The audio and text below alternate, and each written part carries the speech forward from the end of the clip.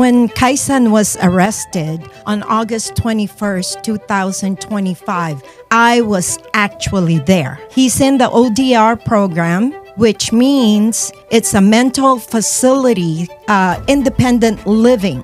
They did not take in consideration that he has a mental illness and that the EMT team should have been called to try to diffuse the situation. If I was not there, Kaisan would have gotten seriously hurt or even killed. Because as a senior citizen, I was not treated correctly. Good morning, good afternoon, good evening for wherever you may be. Welcome to South Bay Podcast and Recording Studio, Dangerous Minds Podcast. It's your brother, your boy, your father, your uncle, your cousin, your friend. I'm that guy. Now I'm a grandfather, a.k.a. Malik, SO1K, servant of one king. To the right of me, we have MP3. The superhuman, the superhuman. 360 I cannot forget to say the superhuman because you guys know how this guy gets down. Hey. For you guys that know that you know. If I ain't done it, I'ma do it. Hey. Nothing to it but to do it. Come on. To the left of me, we got the Professor Chad. Come on. You see the dome? You see the dome. You see the dome? What? Say what? You see the dome. Like, usually all the professors, like, especially in the comic books, they have a bald head. So, like, listen. Oh, he's got jokes. Hey, it's not a joke. It's a fact. You know what I mean? It's not a joke. We have a very special show today. We're going to be talking about mental health and awareness for the community. Mental health. It's very important to bring these up because, you know, dealing with mental health and awareness, we have, like, prison or getting help. So it's very important to address these issues. So to help us along with this show today, we have four very special guests in the building. I'd like to introduce Tita Karina. She's a mother. She's currently fighting for her justice for her son, Kaisan, who's been wrongfully incarcerated. And we're going to dive into that story. And to the right of her? I'm on the left. To the left of her. To the right of me. To the left of her. Yeah. The other right. We have Jay from Filipino Migrant Center. And then to the right of her, we have Ray. She's Filipino Students in Health, a.k.a. Fish. Yeah. So, Fish. We got to dive into the fish and talk about No pun intended. Acronym no fish. Yeah. Hold on. And then Askal, did I say that right? Yeah. Okay, Askal from. Okay, here's what I'm gonna mess it up. My wife's gonna get mad at me about this one. I'm gonna try my best right now. Aknabal. Wait, hold on. I got this. Yes, you got it. I got. Anak Bayan. Yeah. Long. Yeah. I get to keep my Filipino card, y'all. I get to keep my Filipino. And that stands for Children of the Nation. So I like that. Children of the Nation. That's what's up. Like I feel like singing "We Are the World." We are the We are children. the children. No Epstein files though. Yeah, no. Yeah. We gotta. Epstein Hey, files. that's another topic, another subject. Yeah. But Chad, tell us a little bit about mental health and wellness, so people know about what mental health is actually. Yeah, sure. So, according to the World Health Organization, mental health equals a state of well-being, which an individual realizes his own abilities, can cope with normal stresses of life, can work productively, and is able to make basically contributions to the community. Contribution. Okay. Yeah. So Amazing. Yeah. So that's just according to the World Health Organization, what mental health is by definition, and just a synopsis. Yeah. So in the beginning, I spoke a little bit about how mental health, you get help or you go to prison. Is there any definition of like what the treatment is for a person? So there's a distinction between mental health care in hospitals, and so this is what happens over. I guess the statistic is, according to the Public Policy Institute of California, over half of the criminal justice system, over half of the people that are in jail have mental illness or need mental health services, and this is a big problem in our system, and they really don't have a lot of facilities anymore. And if you're diagnosed, you have dual diagnoses, you have addiction, you have addiction issues, or you have mental health issues, and those coincide with each other a lot of times. You know, from a public safety point, when the police are called, their job is to come out and police, right? And so they're not. I don't feel they're not equipped or trained in the mental health aspect of it. Their job as public safety is to come in and either give arrest or diffuse and go on about their business. So let me ask you, so if a criminal gets arrested for a crime, like say shoplifting, something simple, and a cop comes out, you know, you just were shoplifting, you get arrested, you go to prison. Now, the difference between that and someone who probably was mental ill and they had the right protocol and they went to a health facility, what are the different like facilities designed for? So I'm gonna just here's a quick distinction between the two. So the distinction between the two is the focus on what jails are and the mental health aspect or hospitals do. Okay, the distinction between those two facilities is the mental health hospital is a healthcare facility whose focus is on diagnosis, treating,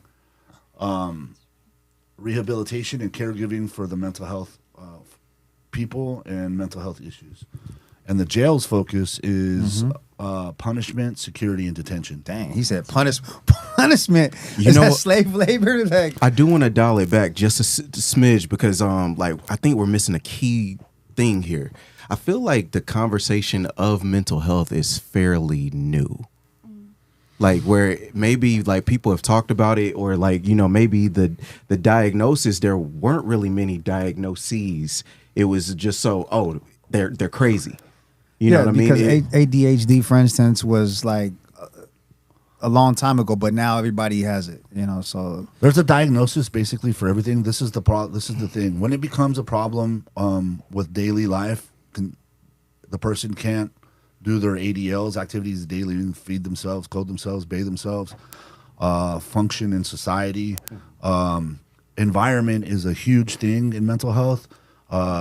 In your community, you can have stressors, creates anxiety. Your household, you know, you just internal factors, external factors. This all plays a huge factor in mental health. And there, like we're saying, the distinction is that the focus on the prisons and the mental health care facilities are totally two different. However, we're inundated with homelessness and drug addiction, so the people that need or need the mental health care, a lot of them they reject it, honestly. But the ones that don't want to reject it, the ones that do want to, help. Yeah, there's not enough facilities and care, and they just end up in the system, and this is the cycle. And that brings us to a point why we're here today. Tita Karina, she brought us a video along with Jay. Real quick, before we show the clip, Tita Karina, can you set up what we're about to see? Yes, you're going to see this video exactly what transpired from Kaisen, my son, when he was arrested, and actually what's going on right now. Okay. His present condition. All right. So that's what we're about to see. Okay. All right. So that's, I'm sorry to cut you off on that. That's the, can you give us the first video that I seen, I wanted to react to it. That kind of shows like from the beginning what happened to where we currently are. So this one kind of is an update of the current situation. Correct. Yes. Yeah. So can you give us a summary of what happened? Yeah, I could give you a summary because when Kaisen was arrested on August 21st, 2025, I was actually there when he got arrested. And basically, our rights was violated by the police officer. He's in the ODR program, which means it's a mental facility, independent living. And one of the police officer, I had mentioned to him, he has a mental illness and he lives in this building, an ODR program. And one of the officers said, "Oh, really? It's not working for him." So basically, they're accusing him of starting a fire. To this point, today, I have not seen a video. I have not seen any kind of report from Long Beach. I've requested it, but still, no crime report to this date, no video. Wow. But they did not take in consideration that he has a mental illness and that the EMT team should have been called Right. to try to diffuse the situation. Right. Instead, I was the one that tried to diffuse the situation. Yeah. Because of the way we were being treated. It was getting my son riled up, and I had to beg him to please just be quiet, because if I was not there, Kaisen would have gotten seriously hurt or even killed. Because as a senior citizen, I was not treated correctly. Yeah. So and that's true, because Kaizen is not a small guy. So the police can look at him as a threat. And I watched the first video, and Jay, can you let the people know where they can actually view the first video? I'll drop a link actually in this video. Yeah, so this first half of the video, it was created by Siklab Media, and you can find them on Instagram or on YouTube, SIKLAB Media.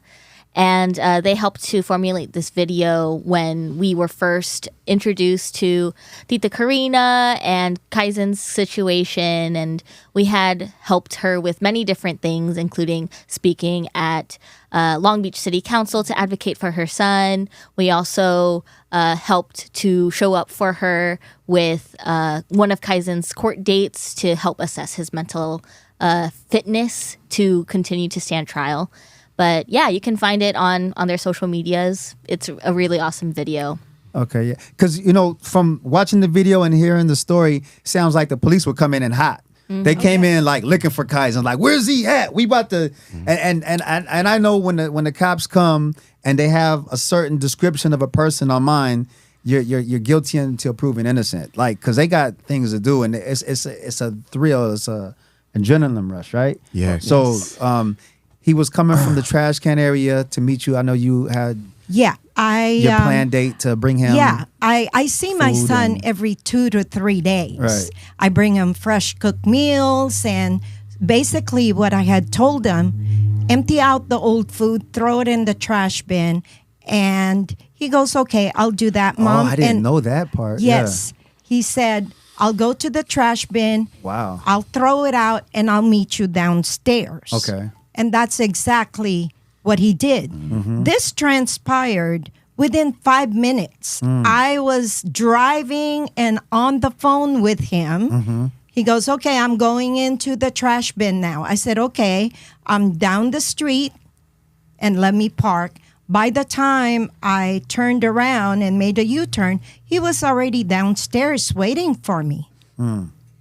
But when I parked, I came out. All of a sudden, there's a cop car that made a U-turn, and I said, "Uh-oh, what's going on?" And he said, "I don't know." Immediately, they blocked my car. They blocked my car. And right away, they said, "Are you Kaisen Guerrero?" Oh. So they knew his name already. They came Right. looking for him. They came And looking for him. So somebody called the cops on Kaizen. Yes. And, you told him to go to the trash can and throw some food away. Come meet me. He know you coming. Sounds like a regular routine. And does he have any enemies in the building? Because it sounds like somebody could have probably set him up. Like, Well, that my thing. Like, I thought we are gonna get to the real, but yeah, we with will, that- but I just yeah. wanted to cover the first. So we have an update of what's going on. And then, Kaisen pretty Yeah. much keeps to himself. You know, according to one of the case manager, Kaisen is a very nice guy. One of the case managers said, "I wish he was in my team because he's very polite. He minds his own business. He follows the rules. Yeah. And that's about it. And you know, So in this program, that's protocol for him to be able to be in this program. Yes. So his behavior isn't out of conduct. no, No. and I can According to second the that program, right? for Correct. his person. I knew Kaizen. I know Kaizen growing up. You know, I'm his big homie. Like I'm a little bit That's older than right. Kaizen, but I've known Kaizen. He was best friends with my wife's brother, David. They grew up. They were kids, you know. And he's always had that unique, sweet personality.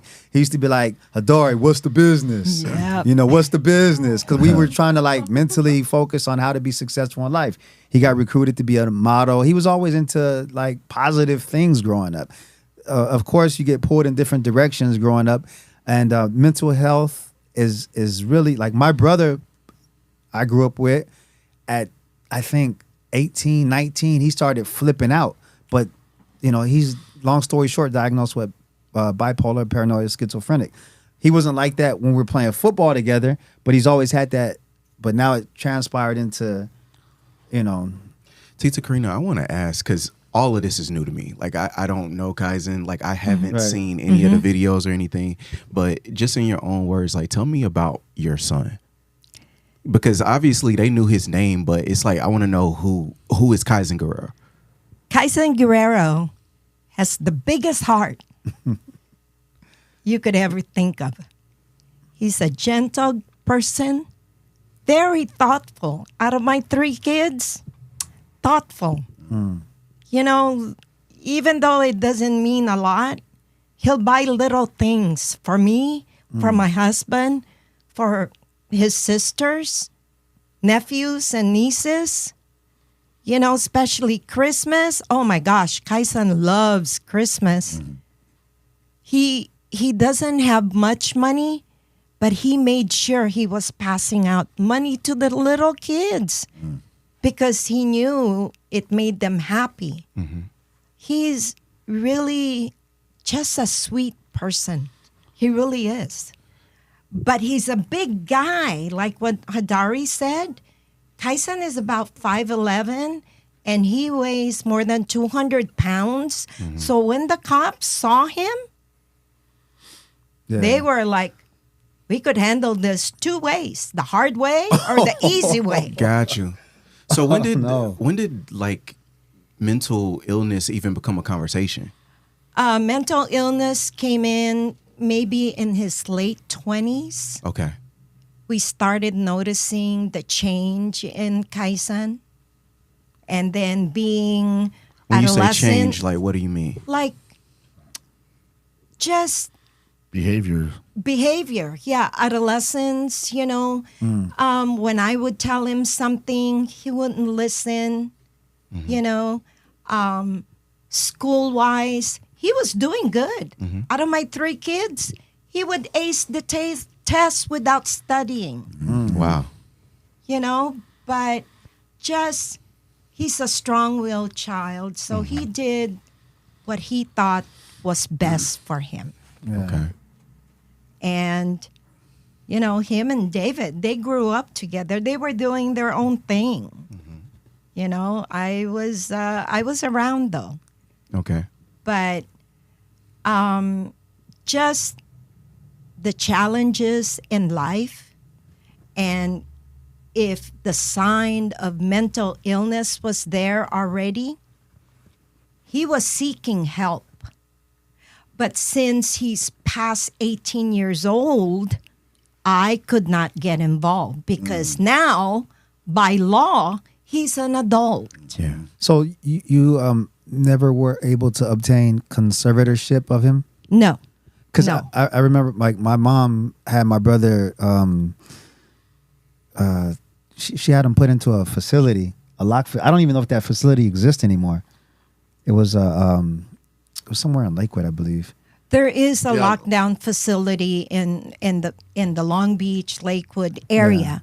I tried to seek help from various Long Beach Mental Health Department was my number one source. I went to them, but I was told I have to file conservatorship on Kaizen. Right. but it's a lengthy process. It is. It's a lengthy yeah. process. And one of his psychiatrists before told me the chances of you getting it is slim to none. Wow. They Because demotivated he's an adult. Mm-hmm. He has rights. And I said, of course he has rights. I have rights you. Yeah. as his mother. He has rights. He has rights. So if that's what there's got to be a happy medium, and Exactly. I feel like if that's what he wants, he has the right to, I believe, correct me if I'm wrong, give up his rights, right? So Yes. Yeah, it's hard for a person to give up control of their financial situation. My brother was fighting hard. He was like, not, but then he kept acting out. So it was like easy as a team to put it, my mom. Exactly. Yeah, so, And yeah. that's what me and my husband was going through. We were fighting with Kaisen. We were fighting with the with justice. Yeah. We were fighting with the medical, but no one was ever on our side. Yeah. They were always for Kaisen because he has rights. Yeah. Yeah. But yet, they weren't treating him well. They were not giving him the right diagnosis. They were not treating him or giving him the right medication. What were some of the misdiagnoses? The misdiagnosis, in my opinion, was he's an adolescent kid. He's just being a teenager. He's just getting into everything. Because, I mean, you gave birth to him, so obviously you Yes. know. Yes.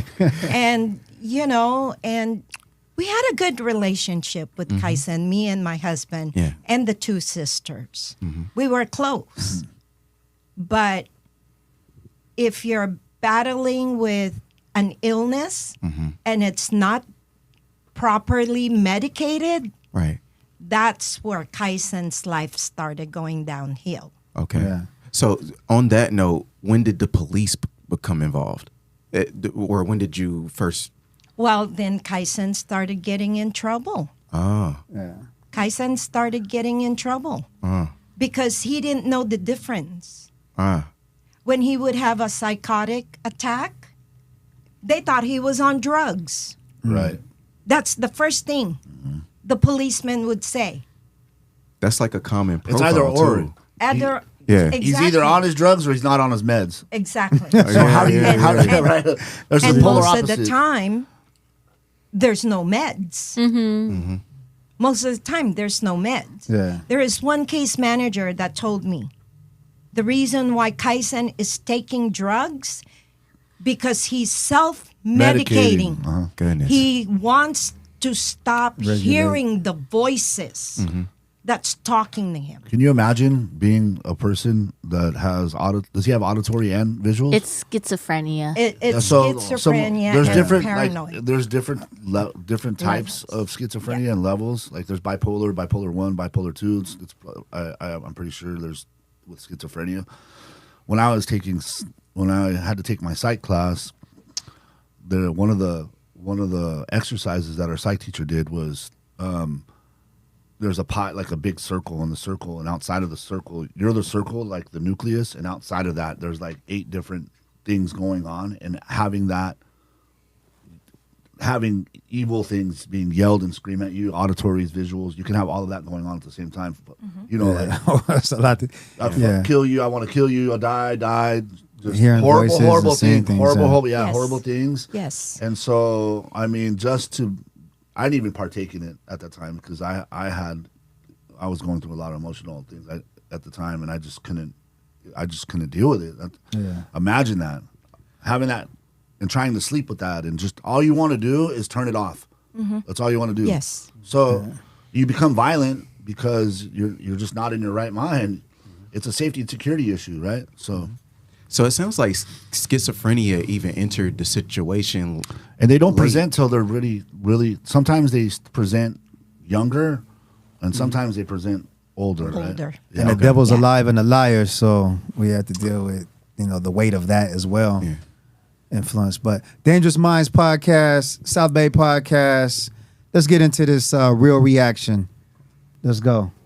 My son was doing well in the ODR program for 2.5 years. Now his life has been turned upside down and is possibly facing a criminal charge. This has to be brought up front because it's not only my son that's going through this wrongful arrest. There's a lot out there that needs help.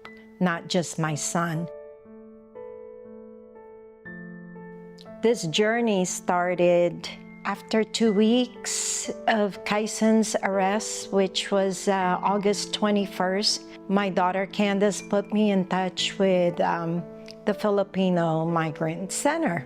To me, we're so lucky and so blessed that we have all these organizations behind us to really fight for Kaisen's freedom, his rights, not only for my son, but for other people that really needs help in the mental health crisis. Since his arrest, we've been working diligently trying to find where he's at. It started with the Long Beach Police Department, and then he was transferred to the Twin Towers, and then he was transferred to Pitches, and then back to the Twin Towers, and now he's at the Metropolitan State Mental Hospital. All of his whereabouts in the last 6 months, he's been bounced around,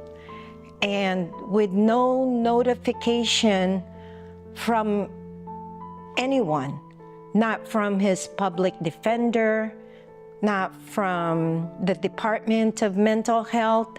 We had to go as a group with the help of the Filipino Migrant Center, with the help of friends and family, trying to locate where Kaisen is.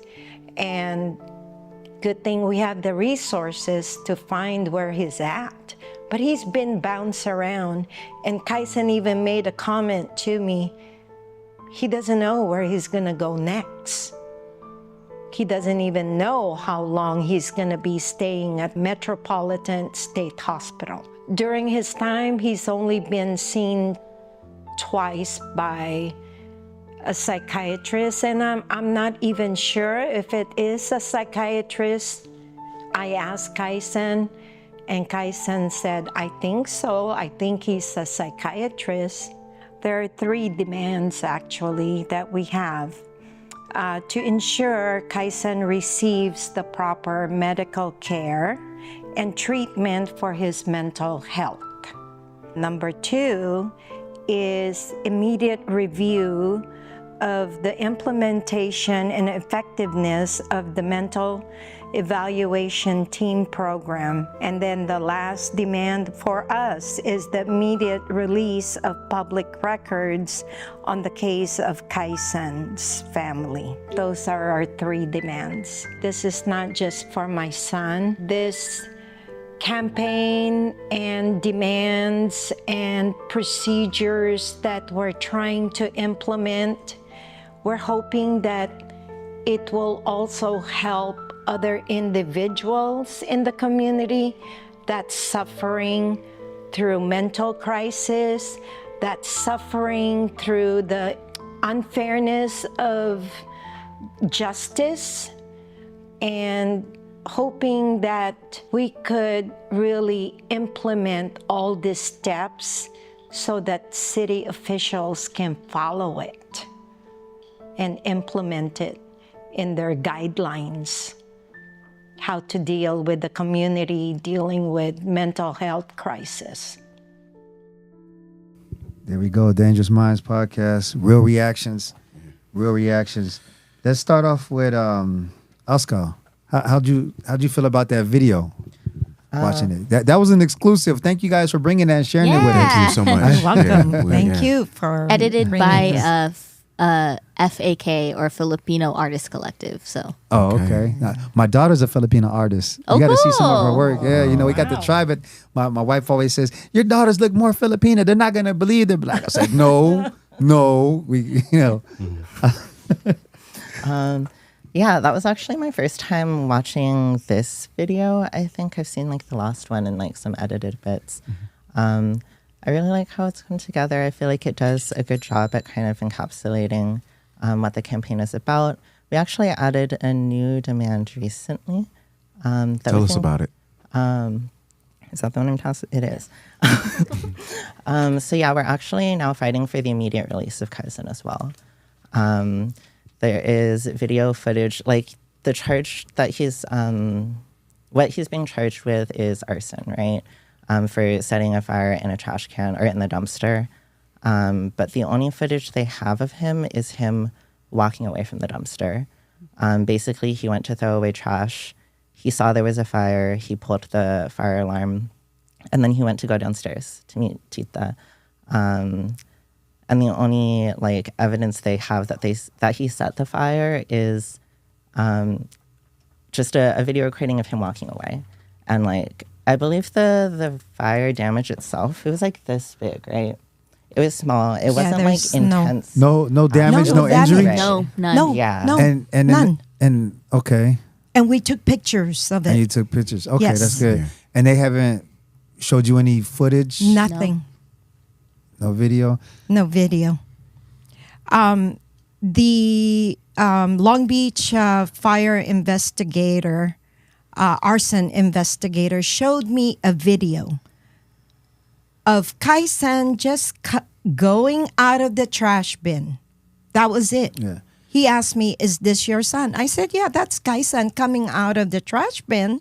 But Did they search him, find any lighters Nothing. you know what? They searched him, and one of the officers said, "No lighter," because Kai-san doesn't smoke. Smoking in that building is not allowed. or how did the fire start according to the fire department? They didn't give you. They So didn't were there give any me- Has witnesses? Kaizen told you how the fire started, or He was did- it already lit when He said when he opened the trash bin, he saw smoke. He threw his trash, and then he pulled the fire alarm. But he was so worried that I'm going to be downstairs waiting for him. He didn't wait for anybody because all he saw was smoke. So Yeah. so he small smoke, pulled the fire. That was the right thing to do. If you see smoke and it's out of your, you like, I mean, Well, that's what I mean. Roslyn, which is Mia's mother, said, if Kai-san's intention is to set the fire on the building, he would not pull the fire alarm. well, But he did. yeah. He And pulled he the wouldn't do fire it when his alarm. mama's coming to visit either. Exactly. That's something. Point Exactly. taken. Yeah, that's something. Ray, how did you feel about the video? Oh, yes, the mic. Oh, it's so heavy. Yeah, I this was also my first time seeing it all put together. Had seen like bits and pieces and parts of it being recorded, but I think it's just very, very agitating. I think like I'm someone who is working in healthcare, about to work in healthcare as like a certified nurse assistant. I'm very like passionate about health and mental health too. So really just like, hearing the story again and again, and also like being able to build like this relationship and fight alongside Tita has been just very inspiring. And every time I like watch these videos, I'm just reminded of how Kaizen is really just like one example of the way that this system fails people who suffer with something that is such a human experience, Right. experiencing mental illness because of, all of the hardships of living in this society that gets harder to live in every day, But yeah, so I think like with the demands too, it really like means so much to me as someone who, just finished like some like healthcare education and who also like works with other health students, to see that like the right to have access to just like basic evaluation is so like bare minimum. It's what everyone deserves with basic human decency. And like these medical or mental evaluation teams were just not even called. And something that's in the first video that we didn't show today too is also that there's only actually like 12 individuals, right? It's not in the video, but we had learned from the Long Beach Police Department that there are 12 12 people that are assigned to the mental evaluation team For all of the city of Long Beach, Yeah. which is the second biggest city in like Absolutely. LA County. Yeah, part Yeah. of LA. My brother-in-law, he's part of that team too. Yeah, he couldn't come and be on there because gag order, part of the system. But definitely, he was like, they should have called his friend out. Exactly. Like they didn't even, the police told Tita that they didn't even attempt to call because they assumed that they would be busy because there's only 12 of them for the entire city of Long Beach. Well, they had actually said that there was another case happening. Yeah, but that irks my nerves because the fire department came, the police department came. They knew they were coming for Kaizen. They know Kaizen was at a facility. They know he has a mental illness, but we can do this two ways. Yeah. You know, like what? And you know what we're dealing with here, man, is not only the lack of grace, but it's an unwillingness to understand. You know, so it's this thing where there's clearly someone that needs help, or there is a situation that doesn't even make sense, but because they see him as such a threat, it's just easier to just put him away and throw away the key. Yes. And that's why when his daughter spoke in front of the city council in Long Beach, her statement was, the system has failed my dad. Instead of treating him, he's incarcerated. Is that how you treat a mental illness? Yeah, not at By all. locking them up? Yeah. That's not how it's supposed to be. Yeah. They find it easier that way, snatch people Yes. up. But if you're already showing that you're getting help, you're actually showing that you're committed to rehabilitation, like Kaizen was, obviously. And, you know, you should actually treat that with kindness and respect. Yeah, he was in that ODR program for almost 3 years. And they knew because they came from him. They Kaizen, you Kaizen? Yes. So is there any plan for due process? Hold on. I got to ask Jay how she felt about the reel, then we'll get into that. Okay, got it. Yeah, I actually helped record it with Tita Karina. Okay. Wait, And- was that you in the video? I'm in the video, but I'm like, I was asking the questions to get her to got you. to talk. Okay. But yeah, I just think it's really important to actually share what is happening to Kaizen because it's actually not something unheard of. This is a regular occurrence, unfortunately, in many different communities that experience violence from the police or even just hardships in their mental health and other aspects like that. But I guess how I just felt watching it too is just seeing how much we have grown even since then. We actually recorded that video back in late December, and now it's early February, and there's so many different people that actually are supporting Kaizen and his family. We hosted a event on January 31st, a community event. It's actually where we met you. And we presented the first video as well as gave an update on Kaizen's situation and why people should actually support and volunteer in the campaign. And it's just significant for us to understand that a campaign is actually helping to bring people together to fight for Absolutely. something, right? Absolutely. And that's what we are trying to do in bringing these many organizations together to support Kaizen. Right. So, Yeah, I Yeah. mean, kudos to my sister-in-law, Jessica Abaya, because she brought it to our attention in a family Yes. group thread. And seeing the video, it like hit me in the heart like a slug, like seeing my brother Kaizen in a situation like that. I was like, what?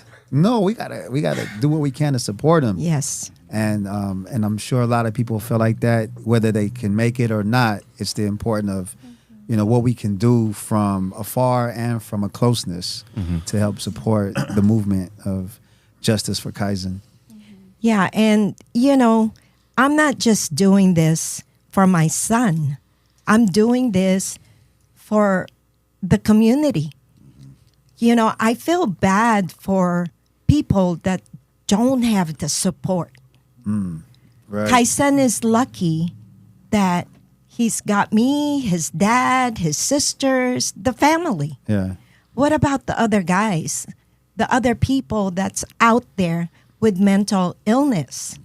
That's why you see so many of it, because they don't have the support, they don't have the means, or even if they do go to a facility, it's like a revolving door. That's what Long Beach Mental Hospital told me. They're held there for 72 hours, a 50-51 hold. After that, they're sent back out on the street. Tita Karina, That's could you standard. explain what a 5150 hold is?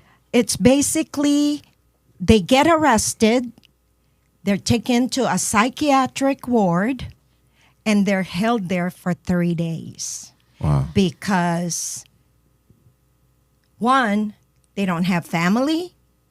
2, they don't know their medication. And 3, they think they're on drugs. So And- what happens during the 3 days? During that 3 days, it's merely, Evaluation. I can elaborate on that. go 'Cause ahead, I please. used to work in the acute Jerry psych, and we would deal with 5150s. Yeah, and let us get your real reaction to the real while you elaborate on it. Chad, So when they bring them the in, professor. Yeah, that's right. That's right. Soon to be some. Yeah. Anyway. Professor, and he's going for his black belt too. That's why he's a professor. Yeah. So No, Let's go. And one day, maybe sooner than later. But anyway, yeah. Let's get back to the subject. Yes, sir. So when they come in, they either get arrested or and when they were in the facility, because we dealt with older people, so they have dementia or Alzheimer's, stuff like that. Anyway, so they come to the facility. We do the intake, and then the RNs do the assessments, and then the doctors, the psychiatrist, will do their evaluation, or if they have a history, if they're on their meds or not on their meds, they're going to find out kind of what's going on, and then based on, they'll kind of stabilize them, and then like Tita said, they'll either send them out, or they will get, if they committed a crime, they'll get transferred to a correctional facility. And that's kind of how it works. how'd you feel about that? Real. You know, I always come from both sides of the story, like two sides, double edged as a for public safety. You know, officers are short staffed. Everybody wants to blame the police, but there's not every cop is a bad cop. Not every. Of course. Right. So you know, you have to look at it from a public safety. From the public safety, they're just trying to do their job. I don't agree with. There's protocols and things like that that should have been taken in place. Like why did they know his name? Why were the cops there dispatched before the fire department? I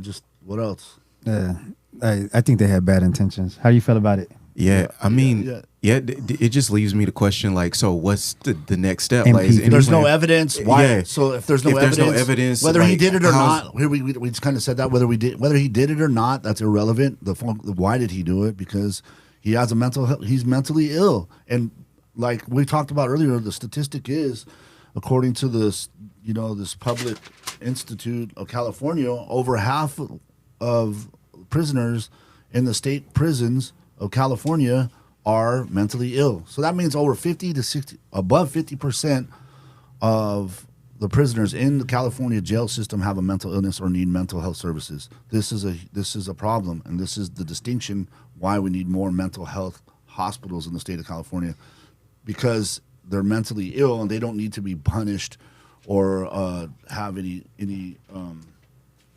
Yeah. Okay. To That touch make on sense? that too, on my reaction, I would say there's something called the Care Court program. Gavin Newsom from 2022. Right. He got $239 million to help mental health awareness for people, and they put out a report. I believe it was in January. I was looking up last month, and from 2022 to current, this program only helped 22 people. Oh wow, that's not a lot. Yeah. For mental health and awareness. So you got $236 million to be exact to help the mentally ill people. Maybe that covers the homeless crisis. No, that was actually a separate budget. And 22, and they fired back and they said, no, we actually helped 600 people. No proof, no evidence to support that they helped 600. The evidence showed that they helped 22.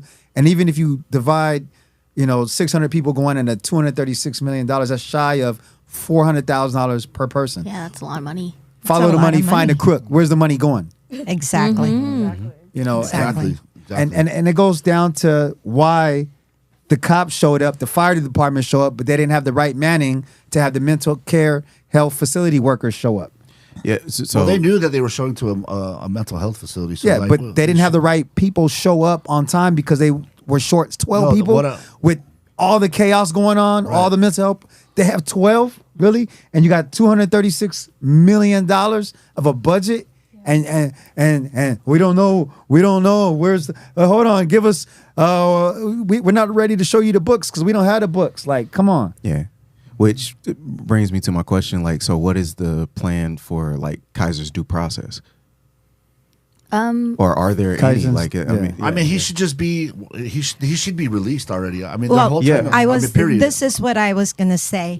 In the beginning, when you would look up Kaisen's name in the sheriff's department, it said bail amount $200,000. Okay. Charge, criminal charge. Now you look up his name, there's no bail amount, there's no charges. So a family member asked me, if there's no charge, there's no bail amount, why are they keeping him? Right. Yeah, and the craziest thing about this is because you can't Wow. really tell what's happening here. Either you can't tell whether they're trying to make an example or whether they're keeping him as a casualty. Exactly. I can help explain a little bit Has of it, that have too. you guys talked to any lawyers or any? Yeah. I mean, What's your point, Jay, real quick? Yeah, because right now Kaizen is actually not even at the criminal case. He's actually only at the mental health case. Okay, so they guided him to the right direction while he was in the system because of the pressure, obviously. Yeah, like in his arrest, he needed to be considered mentally fit to be able to pursue his criminal case Okay. that he is being accused of, right? But it was expressed in the evaluations that his mental fitness was not there to be able to understand the court proceedings. yeah, his cognitive ability is not lack of. Yeah, yeah, and so what we are actually helping to progress right now is his mental health fitness to actually understand the court proceedings, and that is what he is currently being on trial for at this current moment.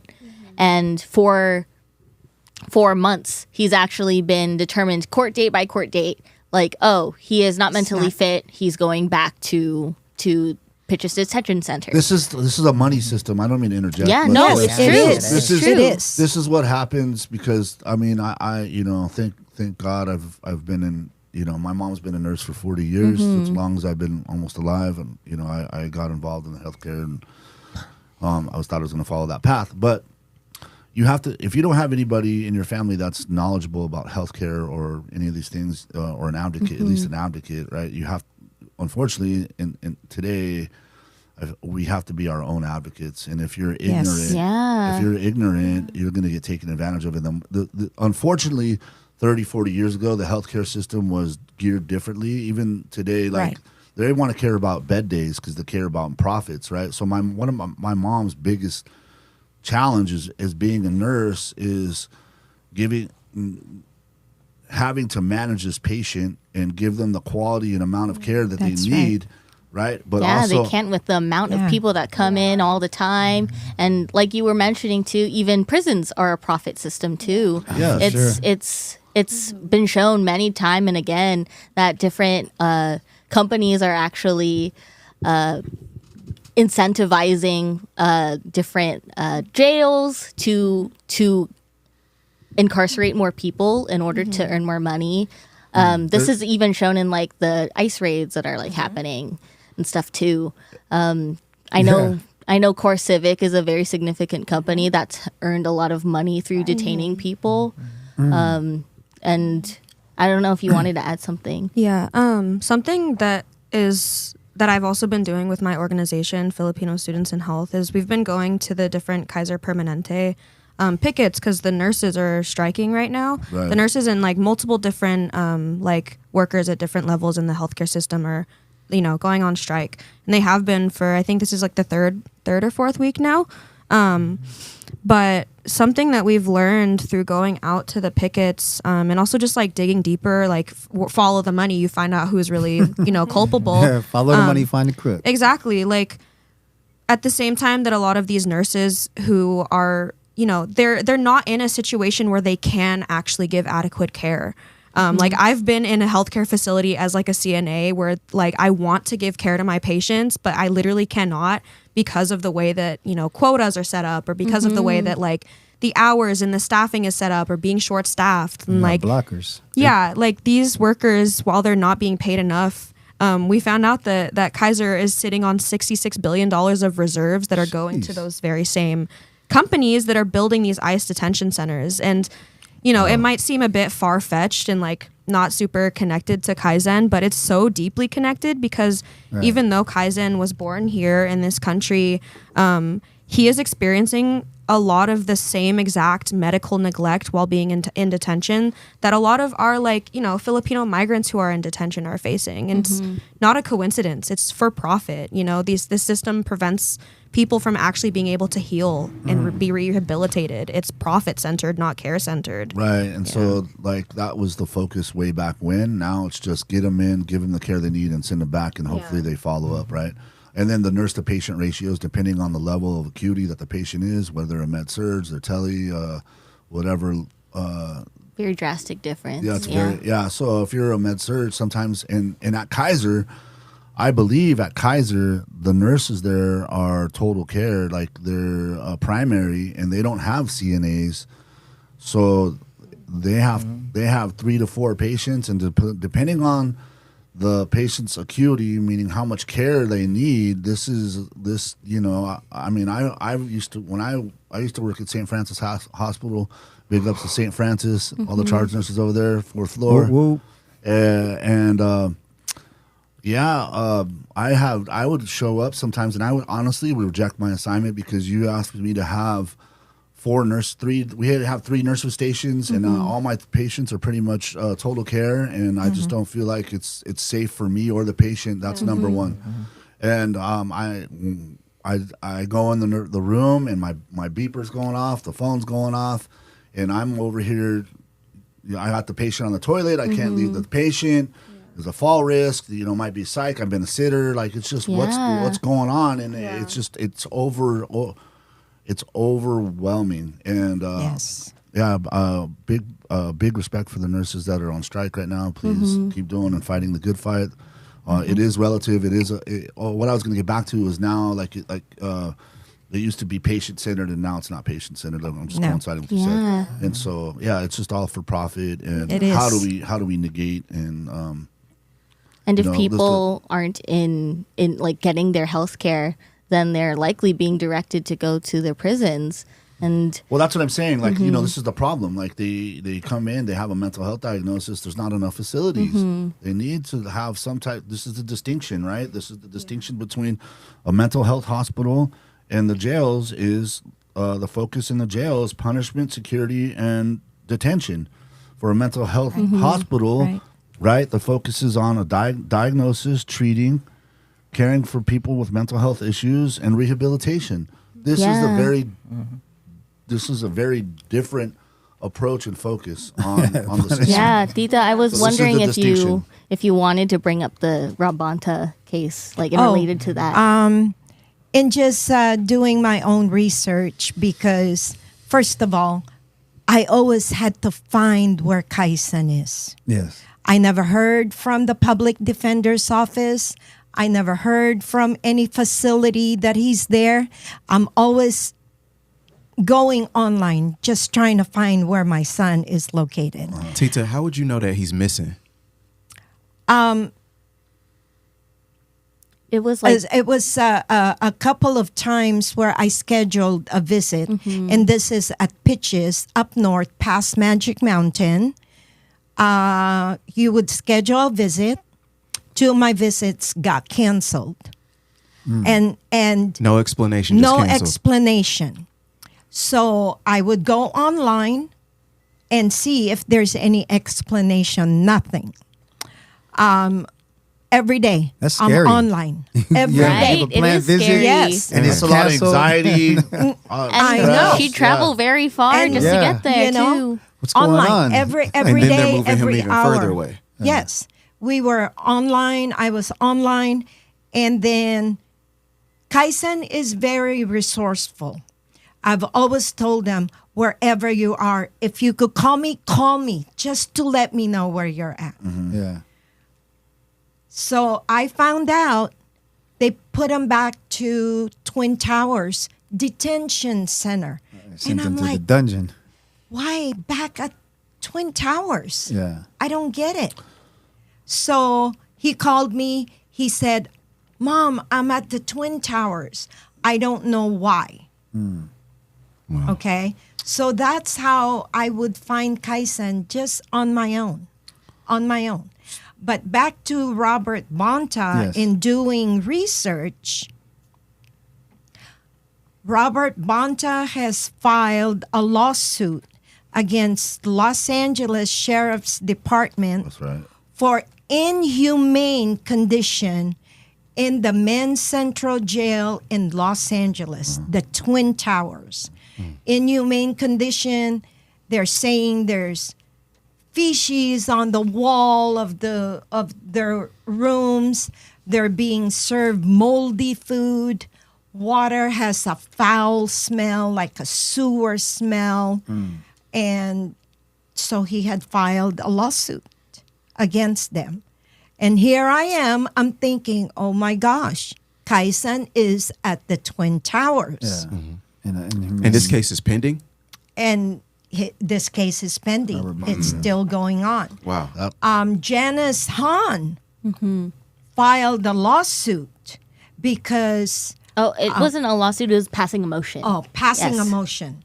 How many deaths, Jay? It was. I'm not sure about the amount of deaths, but it was basically that she passed a motion in response to the rising deaths in the LA County jails. Related to Rising. Rising. There were like deaths. 200 plus deaths in the first half of 2025. Well, I'll tell you, the cell is no bigger than this space right here.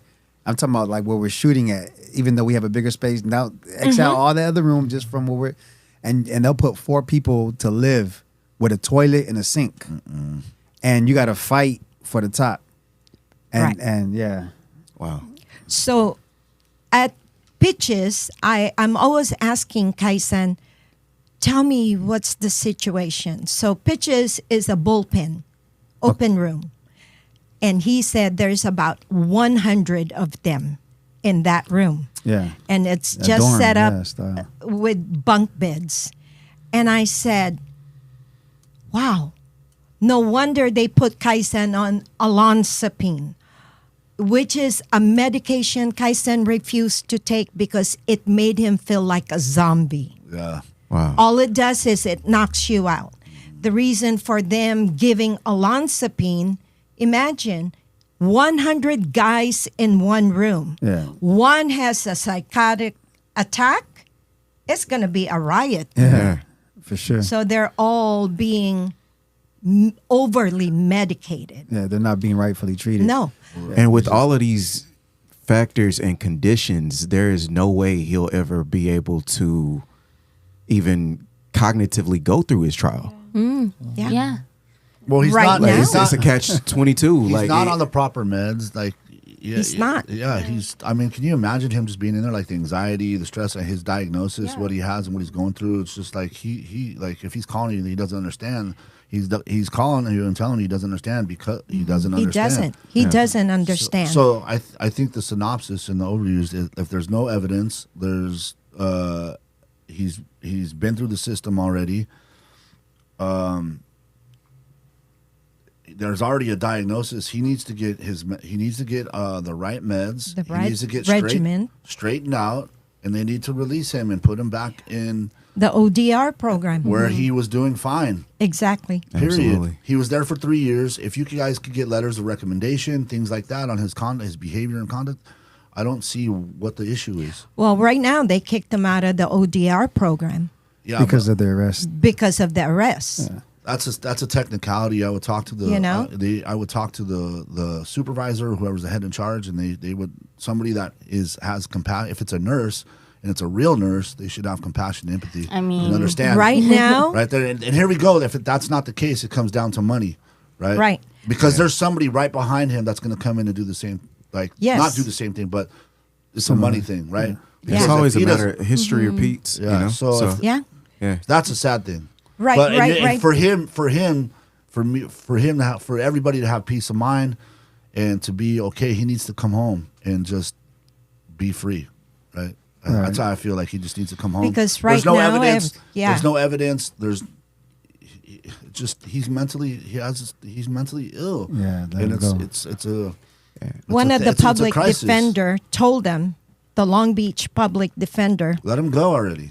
told them, you're facing 25 years to life. That's what I was going to ask. What is this? Okay? 25 even? years to life. I'm like, what is this? Worse than the Menendez brothers that killed their parents? 25 years to life with no damage in the For what? property. No evidence. No, no one That got makes my hurt. stomach turn. It does. Sick. I don't sleep at night. Yeah. Yeah. And he's deteriorating because thinking 25 years to life. they mentally screw you. He's saying, Mom, when am I going to see you? Yeah. When And was the that's last another time thing you he saw should- Kaizen? Right now, the Metropolitan Hospital allows visitation. Mm-hmm. And one thing good was we're able to give him a hug. I love Okay? Nice. that. Yeah. Versus in the Twin Towers, there's a glass partition. Yeah. Last time I saw Kaizen was maybe a week ago. Okay. But I talk to him every 2 days. I love I that. call him. One of the guards gave me the telephone booth number, and he said because it cost $22 for him to call me for 2 minutes. Jeez. $22, and he only gets $13. The system is crooked. a If month. that ain't Yeah. crooked, I don't know what is. Like, And he goes, "Oh, Mom, they're giving me $13 a month." yeah. I said, that's not gonna really? work. $13. How much is a bag of Cheetos? $3. How much is cup of noodles? $3.50. Wow. It's like And the they're small giving single him- size. $13 a month. Yeah, and feeding them crap with the rest Yes. of it. And mentally, oh, man. And he's thinking, it's Yeah. adding stress to him. Yeah. yeah, for sure. So He said, He's high functioning. He's independent in the way that he can, he walks, he talks, he can feed himself, he does all his ADLs. I mean, he was Right. in that program for 3 years. So but if the case manager is not doing their job, It's like not just a Kaizen problem then anymore. it's not a Kaizen problem anymore. They need help. Yeah. They need guidance. And a lot of these case manager, job security Yeah, for them. yeah, absolutely. well, not only that, some of them are very young. They're ignorant. They don't know how to. Nah, manage even it. if you have Manage- the old ones, they manage a just case. don't care. They have an agenda that doesn't suit them, and they're not compassionate. They don't have empathy. We talked about sympathy and empathy earlier, Right. and they don't feel it. They don't No. know it, so they don't care about it. And not only that, the public defender is not doing his job. No, he's not. I've sent him 4 emails already. I have not heard back. I left a voice message 3 days ago. Hey, this is Karina Guerrero, Kaizen's mother. I've checked with the court in Hollywood. The court is on for February 17th. Is there anything I need to know? Is there anything I need to do? Can you please call me back? She's actually been contacting him since November. Since A November. failed system. Nothing. Yeah. Dangerous Minds podcast, mental health and awareness. We're here to talk it up and bring awareness to the community about what's going on, specifically with Justice for Kaizen, not to shorten anybody else's personal experiences in their own family.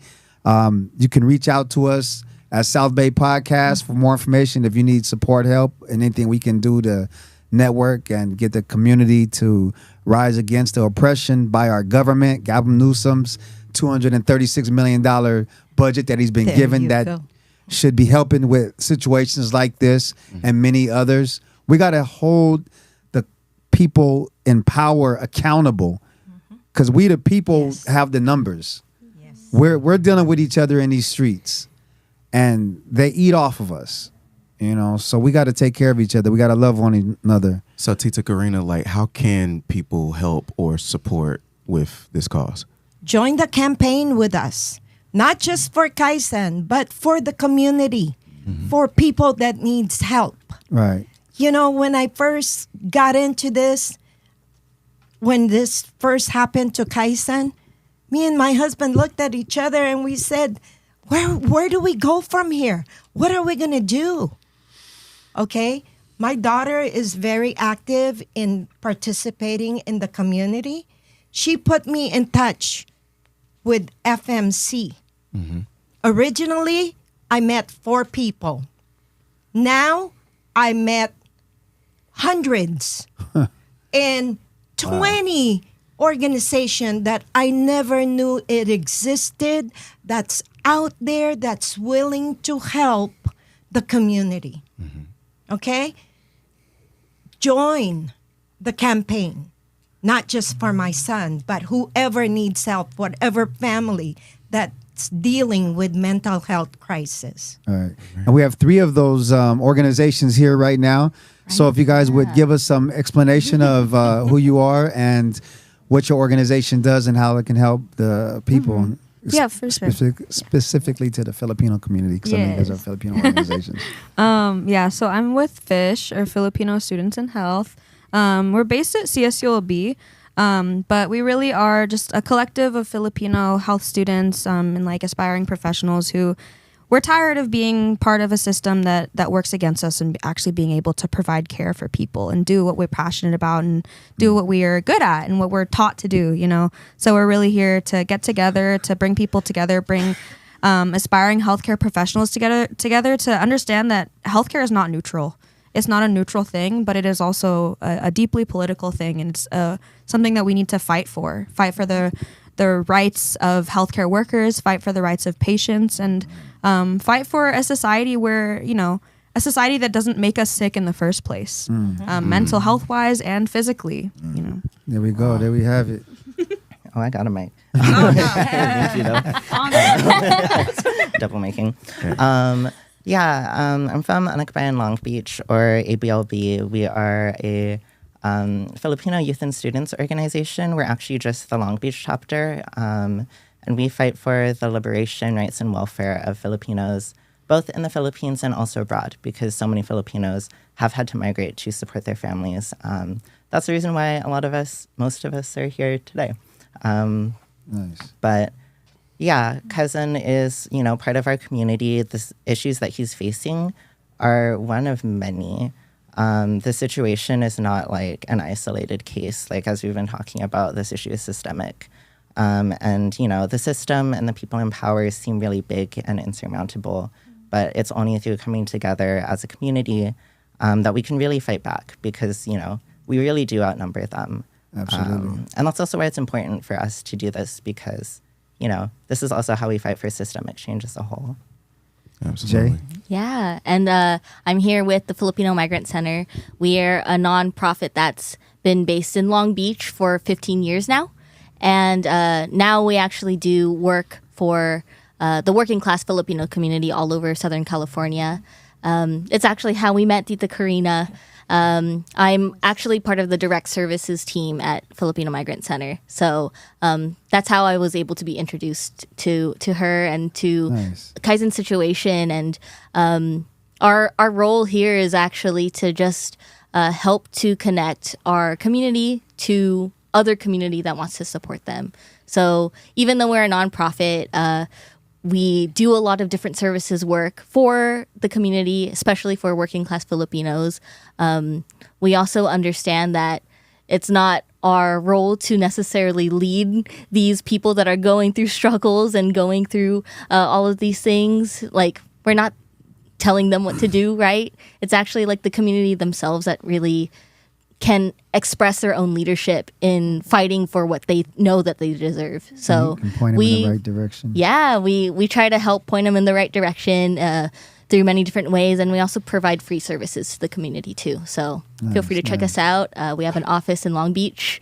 We do a lot there, so it'd be awesome to just see different members of the community in many different ways. There you guys have it. There we have it. Unite and fight this time. There we go. Tita Karina, it was a pleasure having everybody here. South Bay Podcast, Dangerous Minds Podcast. Closing remarks. Bring us home. Please. Come and join us. Support us. We are also doing fundraising for, looking into being proactive in the event the criminal case comes in. I'm not relying on public defenders. No, we can't. I need to get own private lawyer that somehow, if you guys know of a pro bono that's willing to do this, help us. Oh, I wanted to mention also, he's been giving a handbook, okay, that Kaizen needs to study and memorize. That handbook is procedures or the process of the court. They're going to test him on that handbook if he understands the process of the court. I said, is that a way of them evaluating him? That sounds like a trick question. Yeah.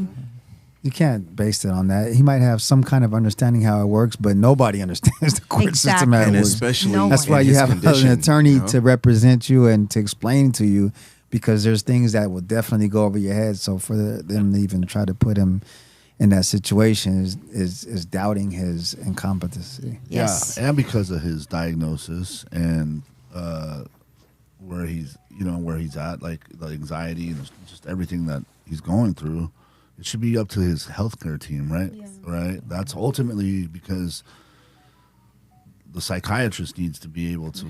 You need to get a good one, first of all. I'd get my own independent, not a public defender like Tito was saying. They get their own lawyers and it's people that they can trust that can really advocate for Kaizen, and they can feel comfortable with the kind of care that he's getting. Yeah. Pro bono lawyers. We need some support, you guys. Compassion we guys know and that humanity, we have people. Come on, let's go. resources out there. Reach out to us so we can get justice for Kaizen and build from there. There's other people that's going to need your support and help as well. And I'm sure we can get some government funding to back it up. Gavin Newsom, where's that money at? Where's that money at? Where did it go? Robert Bonta, step in. Yeah, I mean, He's going to be going to the Twin Towers, I'm sure, soon. yeah, people got to be held accountable for that. So community rise up. We do have one more ask of people too. Let's go. If you can also Go ahead, Jay. But we also want people to be able to make their own statements to help support Kaizen, or if they are joining in fighting for Kaizen. So if you want to make your own statement through social media, Make a video. Where would they post a video at to show the any support? social media, Just Is there a just hashtag? Justice for Kaizen. All right. Facebook. There we have it. Sign the Hashtag letter. Justice for Kaizen, you guys. One love, peace and blessings. Dangerous Minds Podcast, South Bay Podcast, Torrance, California. Welcome. Peace out, you Thank guys. you. Peace.